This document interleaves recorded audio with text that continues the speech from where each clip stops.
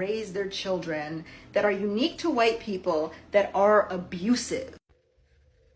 Ma'am, I have been waiting for this because I've been ready to say something for a while, and this is just giving me a chance to start the discussion.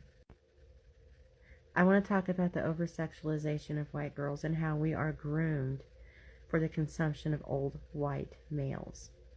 Now, before I begin, I want to say that I understand that the over-sexualization of girls of all races is a problem.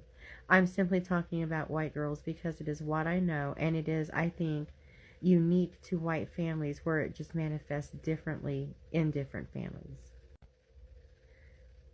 The white church's need for us to immediately and completely trust people in power who are almost all exclusively white men puts us at an incredible disadvantage as children, and then with an incredible advantage and the ability to exploit us.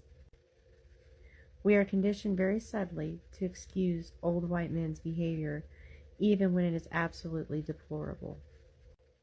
I'm from the South, so my view on this might be slightly skewed, but servitude is emphasized so much in a way that is very sexual and very targeted towards the gratification specifically of old white men. We are not just valued for our compliance, we are praised for it.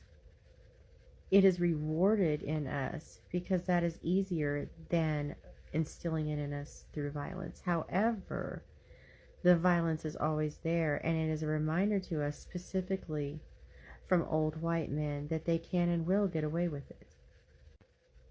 I think what might make part of this different for white families is simply because if it's white families, our proximity to old white men is greater in a everyday capacity. We spend a lot of time talking about how predators groom children, but not nearly enough time talking about how parents do in the sake of being nice. A lot of tradition has us dressed specifically to the old white man aesthetic, aka tradition.